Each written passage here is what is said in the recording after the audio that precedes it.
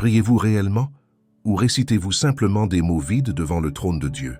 Cette question devrait troubler votre âme aujourd'hui, car la différence entre ces deux réalités sépare la vie de la mort spirituelle. Découvrez maintenant comment prier dans le Saint-Esprit et transformer votre communion avec Dieu pour toujours. Mes chers frères et sœurs, permettez-moi de vous poser une question qui devrait troubler votre âme ce jour. Priez-vous réellement ou récitez-vous simplement des mots vides devant le trône de Dieu? Car voyez-vous, il existe une différence monumentale entre ces deux réalités, une différence qui sépare la vie de la mort spirituelle. Aujourd'hui, je veux vous parler d'un sujet que Charles Spurgeon, ce grand prédicateur que l'on appelait le prince de la chair, considérait comme le battement même du cœur chrétien, la prière dans le Saint-Esprit. Spurgeon disait souvent que sans l'Esprit, nos prières ne sont que du bruit, comme le son d'une cymbale qui retentit sans signification. Et combien il avait raison. Nous vivons à une époque où les églises sont remplies de prières, mais aussi peu de ces prières percent réellement les cieux. Écoutez attentivement mes paroles, car ce que je vais partager avec vous n'est pas une simple théorie religieuse. C'est la vérité vivante qui transformera votre vie de prière pour toujours. Vous avez peut-être prié pendant des années, des décennies même, mais si vous n'avez pas appris à prier dans le Saint-Esprit, vous avez manqué l'essence même de la communion avec Dieu. La parole de Dieu nous dit clairement dans l'épître de Jude, au verset 20, « Mais vous, bien-aimés, édifiez-vous vous-même sur votre très sainte foi. Priez par le Saint-Esprit. » Ce n'est pas une suggestion, mes amis, c'est un commandement divin. Prier dans le Saint-Esprit n'est pas réservé à une élite spirituelle ou à quelques mystiques isolés dans leur monastère. Non, c'est le privilège et la responsabilité de chaque enfant d'eux. Dieu Spurgeon nous rappelait constamment que notre nature humaine est tellement corrompue par le péché que nous ne savons même pas comment prier comme il faut. Nous venons devant Dieu avec nos propres idées, nos propres désirs, nos propres ambitions, et nous appelons cela prière. Mais l'apôtre Paul nous révèle une vérité profonde dans Romains chapitre 8, verset 26. De même aussi l'Esprit nous aide dans notre faiblesse, car nous ne savons pas ce qu'il nous convient de demander dans nos prières. Mais l'Esprit lui-même intercède par des soupirs inexprimables. Comprenez-vous la puissance de cette révélation? L'Esprit Saint lui-même vient à notre secours. Il connaît les pensées de Dieu, il connaît nos besoins réels et il intercède pour nous selon la volonté parfaite du Père. Quand vous priez dans le Saint-Esprit, vous n'êtes plus limité par votre compréhension humaine limitée. Vous entrez dans une dimension spirituelle où c'est Dieu lui-même qui prie à travers vous. Beaucoup d'entre vous ont vécu des moments de sécheresse spirituelle, n'est-ce pas? Des périodes où vos prières semblaient rebondir contre le plafond, où le ciel paraissait fermé comme du bronze. Vous vous êtes agenouillés avec de bonnes intentions, mais les mots ne venaient pas, ou pire encore, ils venaient mais sonnaient creux à vos propres oreilles. C'est précisément dans ces moments que vous avez le plus besoin de comprendre comment prier dans le Saint-Esprit. Permettez-moi de vous expliquer quelque chose de fondamental. Prier dans le Saint-Esprit signifie prier en harmonie avec la volonté de Dieu, conduit par sa sagesse divine, rempli de sa puissance céleste. Ce n'est pas une technique que vous pouvez apprendre en 3 étapes faciles. C'est une relation vivante, une communion intime avec le Dieu vivant à travers son esprit qui habite en vous. Jésus lui-même nous a enseigné cette vérité dans l'évangile de Jean, chapitre 4, versets 23 et 24.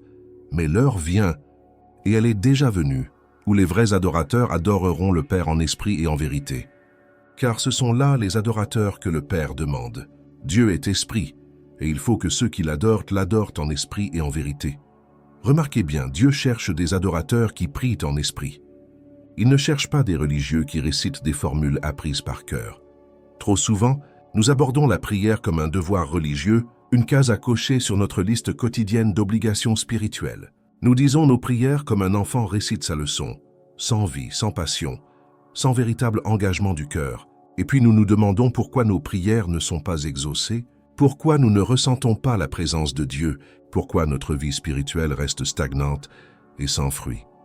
La réalité que je dois vous confronter aujourd'hui, aussi difficile soit-elle à entendre, c'est que beaucoup d'entre vous n'ont jamais vraiment prié dans le Saint-Esprit.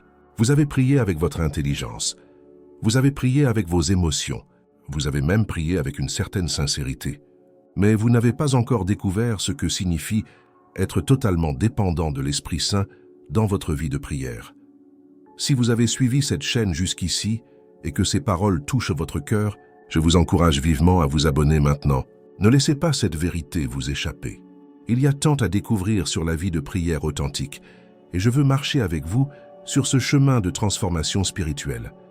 Écoutez-moi bien. Le problème n'est pas que Dieu ne vous entend pas. Le problème n'est pas que Dieu ne se soucie pas de vous. Le problème, dans la plupart des cas, c'est que nous prions selon notre chair, selon nos désirs charnels, selon notre sagesse humaine limitée, au lieu de nous abandonner complètement à la direction du Saint-Esprit. Jacques nous avertit clairement dans son épître, chapitre 4, verset 3. « Vous demandez et vous ne recevez pas, parce que vous demandez mal, dans le but de satisfaire vos passions. » Alors comment commence-t-on à prier dans le Saint-Esprit? La première étape, et c'est peut-être la plus difficile pour notre nature orgueilleuse, c'est de reconnaître notre totale incapacité. Oui, vous devez admettre que vous ne savez pas prier comme il faut. Vous devez venir devant Dieu dans une humilité profonde et lui dire « Seigneur, j'ai besoin de ton esprit. Sans lui, mes prières ne sont que du vent. » Cette humilité ouvre la porte à l'œuvre du Saint-Esprit dans votre vie. Car voyez-vous, l'Esprit ne force jamais son chemin. Il attend que vous reconnaissiez votre besoin de lui.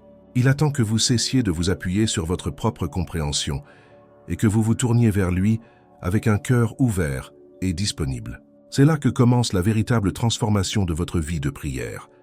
Maintenant que nous avons établi cette fondation d'humilité, laissez-moi vous conduire plus profondément dans cette vérité transformatrice.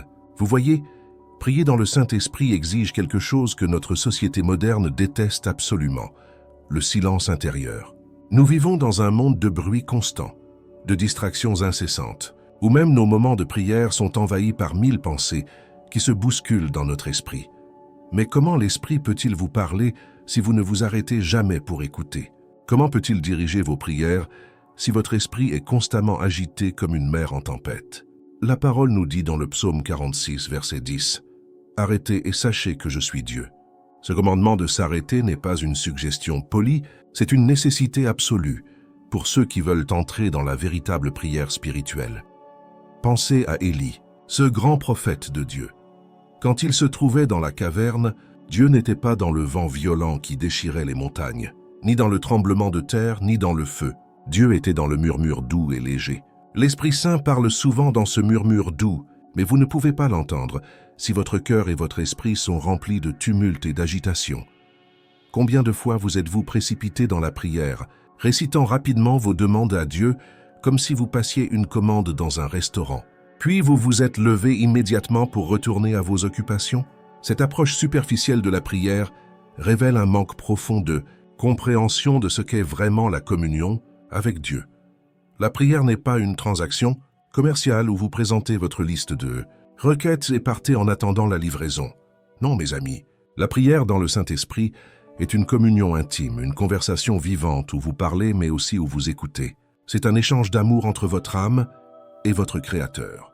L'apôtre Paul nous exhorte dans la première épître aux Thessaloniciens, chapitre 5, verset 17.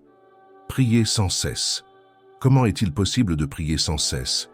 Uniquement en vivant dans une conscience constante de la présence de l'Esprit Saint en vous. Cette conscience de l'Esprit transforme chaque moment de votre journée en opportunité de prière. Vous ne priez plus seulement à des heures fixes, dans des lieux consacrés. Vous priez en marchant, en travaillant, en vous reposant. Votre cœur reste constamment tourné vers Dieu, et l'Esprit Saint devient votre compagnon de chaque instant. C'est cela la vie de prière authentique que Dieu désire pour ses enfants. Mais attention, je dois vous mettre en garde contre une erreur dangereuse que beaucoup commettent. Certains pensent que prier dans l'Esprit signifie abandonner toute structure, toute discipline, sous prétexte d'être spontané et conduit par l'Esprit. C'est une grave méprise. L'Esprit Saint n'est pas un esprit de désordre. Il apporte à la fois liberté et discipline, spontanéité et persévérance. Regardez comment Jésus lui-même priait. Il avait des moments réguliers de prière. Il se retirait souvent dans des lieux solitaires. Il passait des nuits entières en communion avec son Père. Si notre Seigneur, qui était parfait et rempli de l'Esprit sans mesure, avait besoin de cette discipline de prière, combien plus en avons-nous besoin? L'Évangile de Luc, chapitre 5, verset 16, nous dit « Et lui, il se retirait dans les déserts et priait. » La prière dans le Saint-Esprit demande donc un engagement personnel de votre part. Elle requiert que vous créiez des moments spécifiques dans votre journée où vous vous mettez à l'écart du bruit, et des distractions pour chercher la face de Dieu. Ces moments ne doivent pas être des rituels vides, mais des rendez-vous sacrés où vous ouvrez votre cœur à l'œuvre transformatrice de l'Esprit. Dans ces moments de communion intime, l'Esprit commence à révéler les pensées profondes de Dieu. Il vous montre comment prier selon la volonté divine plutôt que selon vos propres désirs égoïstes. Il vous révèle les besoins réels de votre âme, ces besoins que vous ne pouviez même pas identifier par vous-même. Il intercède en vous avec des gémissements inexprimables, touchant les profondeurs de votre être que vous ne pouviez atteindre par vos propres efforts. Laissez-moi vous donner un exemple concret. Peut-être priez-vous depuis des années pour obtenir certaines bénédictions matérielles, certains changements dans vos circonstances, certaines réponses à vos problèmes. Mais quand vous commencez à prier dans l'esprit, vous découvrez souvent que Dieu veut d'abord transformer votre cœur avant de changer vos circonstances. L'esprit vous révèle des zones de péché cachées, des attitudes d'orgueil, des rancunes non pardonnées qui bloquent vos prières. C'est inconfortable, n'est-ce pas? Notre nature charnelle résiste à cette œuvre de conviction du Saint-Esprit. Nous voulons que Dieu arrange nos vies selon nos plans, mais l'Esprit veut nous conformer à l'image de Christ. Jésus a dit dans l'Évangile de Jean, chapitre 16, versets 7 et 8, « Il vous est avantageux que je m'en aille, car si je ne m'en vais pas, le Consolateur ne viendra pas vers vous. Mais si je m'en vais, je vous l'enverrai. Et quand il sera venu, il convaincra le monde en ce qui concerne le péché, la justice et le jugement. » L'Esprit Saint ne vient pas simplement pour nous rendre confortables dans nos péchés. Il vient pour nous transformer, nous sanctifier, nous rendre semblables à Christ. Et cette œuvre de transformation commence souvent dans nos moments de prière, quand nous sommes suffisamment silencieux et ouverts pour entendre sa voix corrective et transformatrice. C'est un processus qui peut être douloureux, mais qui est absolument nécessaire pour notre croissance spirituelle. Alors, comment reconnaître quand vous priez véritablement dans l'Esprit? Permettez-moi de vous donner quelques signes distinctifs. Premièrement, vos prières cessent d'être centrées sur vous-même et deviennent centrées sur Dieu. Vous commencez à vous préoccuper davantage de sa gloire que de votre confort. Deuxièmement, vous ressentez une paix profonde même au milieu des tempêtes de la vie, parce que vous savez que l'Esprit intercède selon la volonté parfaite de Dieu. Troisièmement, vos prières deviennent plus alignées avec la parole de Dieu. L'Esprit Saint est l'auteur des Écritures, et il ne vous conduira jamais à prier d'une manière qui contredit la vérité révélée dans la Bible. Quand vous priez dans l'Esprit, vous découvrez que les promesses de Dieu deviennent vivantes dans votre cœur, et vous les réclamez avec foi et assurance. Quatrièmement, vous expérimentez une puissance nouvelle dans votre vie de prière. Les choses commencent à se produire, les cieux s'ouvrent, les réponses arrivent, les miracles se manifestent. Non pas parce que vous avez trouvé une formule magique, mais parce que vous priez maintenant en harmonie avec la volonté de Dieu, conduit par son Esprit tout-puissant. Jacques nous assure dans son épître, chapitre 5, verset 16, « La prière fervente du juste a une grande efficacité. Mais comprenez bien ceci, cette efficacité ne vient pas de l'intensité de vos émotions ou du volume de votre voix. Elle vient de l'alignement de votre cœur avec le cœur de Dieu par l'œuvre du Saint-Esprit. J'ai vu des gens crier et gesticuler dans leurs prières, pensant que leur agitation physique impressionnerait Dieu. Quelle folie! Dieu n'est pas sourd, mes amis. Il cherche des cœurs sincères, pas des performances théâtrales. La véritable prière dans l'esprit peut être silencieuse, et pourtant d'une puissance formidable. Elle peut être prononcée dans un murmure, et pourtant secouer les fondements de l'enfer. Ce n'est pas le bruit extérieur qui compte, c'est l'intensité intérieure, cette ferveur spirituelle qui naît quand l'Esprit Saint embrase votre âme d'un amour passionné pour Dieu et pour sa volonté. Permettez-moi maintenant de vous parler d'un aspect crucial de la prière dans le Saint-Esprit que beaucoup négligent, l'intercession. Quand vous priez dans l'Esprit, vous ne priez plus seulement pour vos propres besoins. L'Esprit élargit votre cœur pour embrasser les besoins des autres, les besoins de l'Église, les besoins du monde perdu qui marche vers la perdition éternelle. L'apôtre Paul nous exhorte dans la première épître à Timothée, chapitre 2, versets 1 et 2. « J'exhorte donc, avant toute chose, à faire des prières, des supplications, des requêtes, des actions de grâce pour tous les hommes, pour les rois et pour tous ceux qui sont élevés en dignité, afin que nous menions une vie paisible et tranquille, en toute piété et honnêteté. » Voyez-vous l'ampleur de cette vision? Nous ne devons pas prier seulement pour nous-mêmes et notre petit cercle familial. Nous devons porter le fardeau du monde entier dans nos prières. Et comment pourrions-nous faire cela si ce n'est par la puissance du Saint-Esprit? Notre capacité naturelle est tellement limitée, notre connaissance tellement restreinte, mais l'Esprit connaît tous les besoins, toutes les situations, toutes les urgences spirituelles qui se déroulent à travers le monde.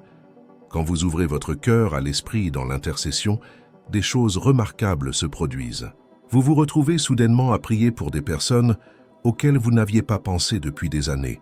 Vous ressentez un fardeau pour des situations dont vous n'avez aucune connaissance naturelle. C'est l'Esprit qui vous utilise comme canal de sa grâce intercessive, vous permettant de participer à l'œuvre de Dieu à travers le monde.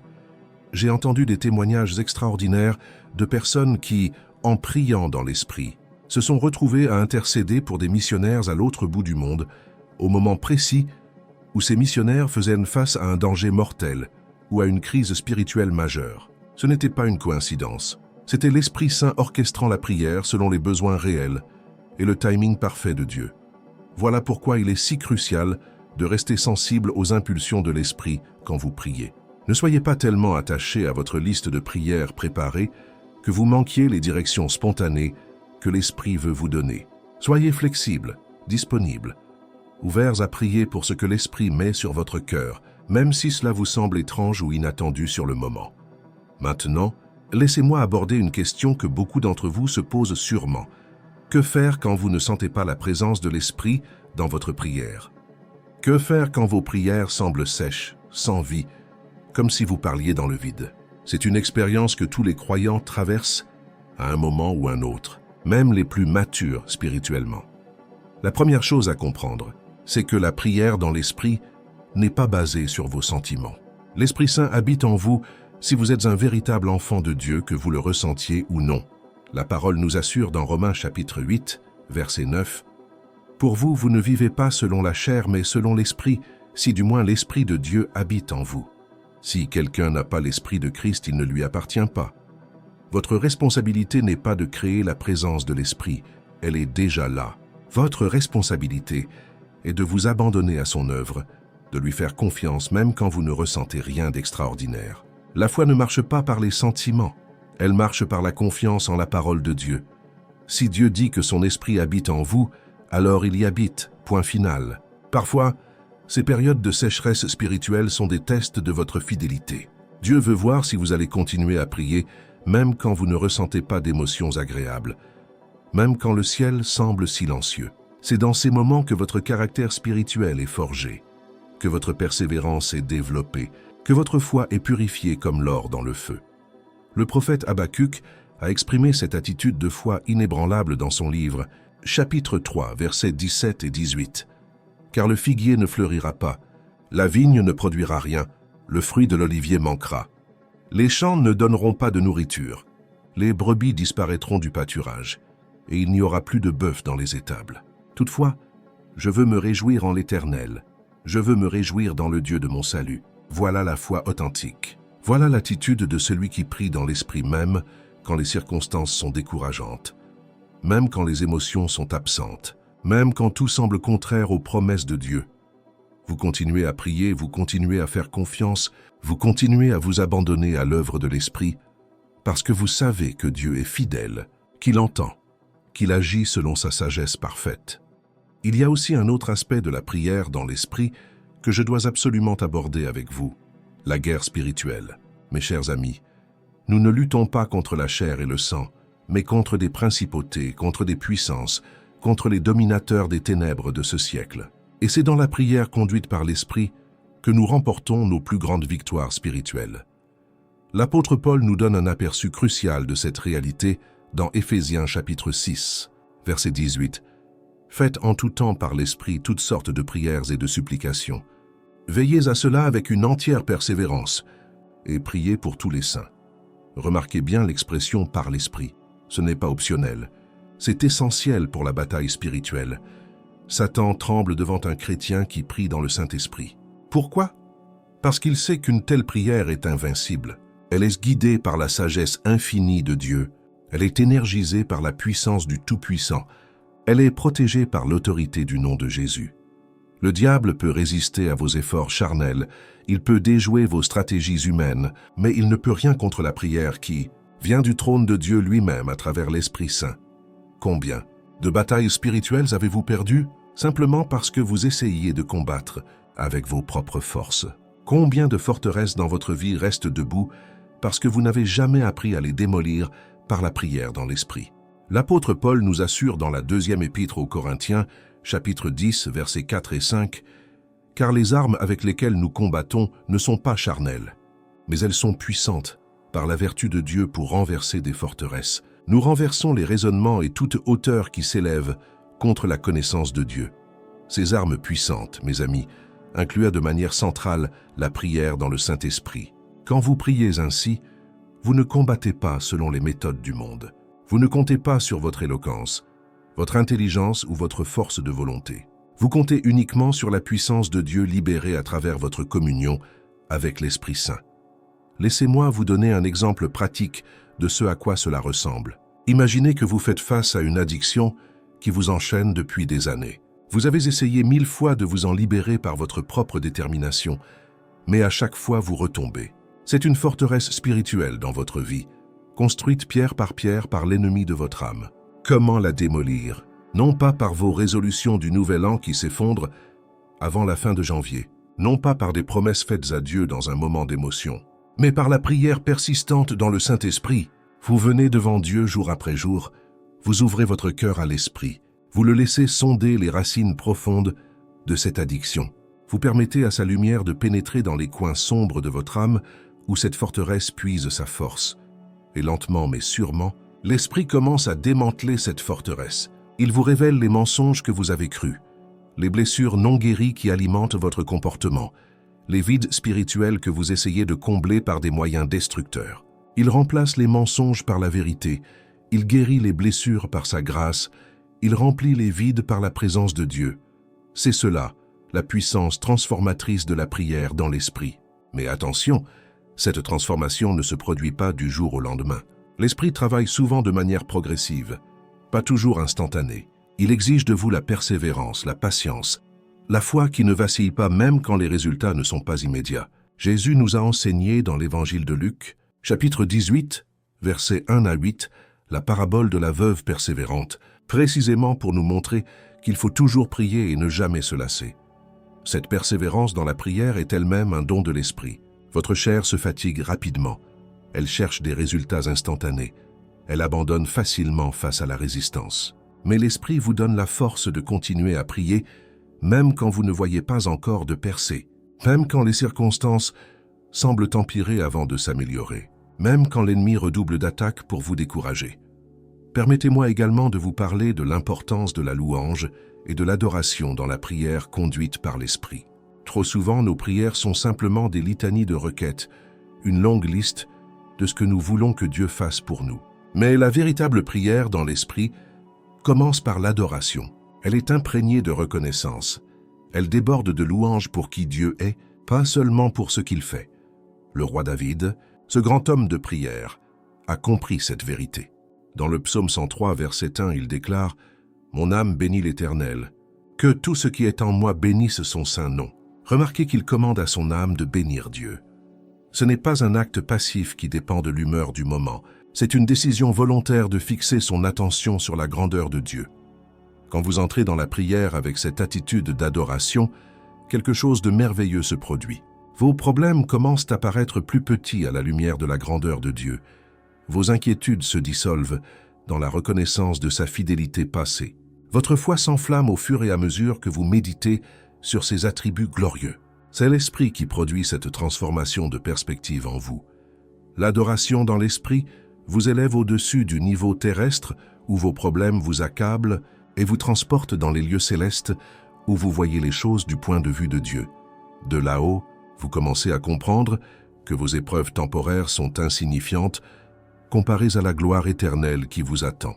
Vous réalisez que Dieu travaille toutes choses ensemble pour votre bien, même celles qui vous semblent catastrophiques sur le moment. Cette perspective céleste ne signifie pas que vous devenez indifférent à vos difficultés réelles. Au contraire, elle vous donne la force de les affronter avec courage et foi. Elle vous permet de traverser les vallées sombres sans être submergé par la peur ou le désespoir. Comme le psalmiste le déclare dans le psaume 23, verset 4, « Quand je marche dans la vallée de l'ombre de la mort, je ne crains aucun mal, car tu es avec moi. Ta houlette et ton bâton me rassurent. » Un autre aspect crucial de la prière dans l'esprit que je dois mentionner, c'est la prière en langue. Je sais que ce sujet est controversé dans certains cercles chrétiens, mais je ne peux pas l'ignorer, car la parole de Dieu en parle clairement. Paul écrit dans la première épître aux Corinthiens, chapitre 14, versets 2 et 4, « En effet, celui qui parle en langue ne parle pas aux hommes, mais à Dieu, car personne ne le comprend, et c'est en esprit qu'il dit des mystères. Celui qui parle en langue s'édifie lui-même. Que vous ayez personnellement ce don ou non, le principe reste le même. L'Esprit Saint veut prier à travers vous d'une manière qui dépasse votre compréhension humaine limitée. Mes chers frères et sœurs, nous voici arrivés au terme de cette méditation profonde sur la prière dans le Saint-Esprit. Mon cœur déborde de gratitude envers Dieu de vous avoir permis de m'accompagner jusqu'ici dans cette exploration de l'une des vérités les plus transformatrices de la vie chrétienne. Souvenez-vous de ceci. Prier dans le Saint-Esprit n'est pas un luxe spirituel réservé à quelques élus. C'est votre héritage en Christ. C'est le privilège de chaque enfant de Dieu, le moyen par lequel vous entrez dans une communion profonde avec votre Créateur et libérez la puissance du ciel dans votre vie quotidienne. À partir de maintenant, ne priez plus jamais de la même manière. Laissez l'Esprit Saint transformer votre vie de prière. Abandonnez-vous à son œuvre. Écoutez sa voix, suivez sa direction. Et vous découvrirez une dimension de vie spirituelle que vous n'avez jamais connue auparavant. Je vous remercie du fond du cœur d'avoir regardé cette vidéo jusqu'au bout. Si ce message a touché votre âme, je vous encourage vivement à vous abonner à cette chaîne, à laisser un commentaire pour partager comment Dieu vous a parlé aujourd'hui et à mettre un like pour que d'autres puissent également découvrir ces vérités. Continuez votre parcours spirituel en regardant les prochaines vidéos qui apparaîtront sur votre écran. Que Dieu vous bénisse abondamment.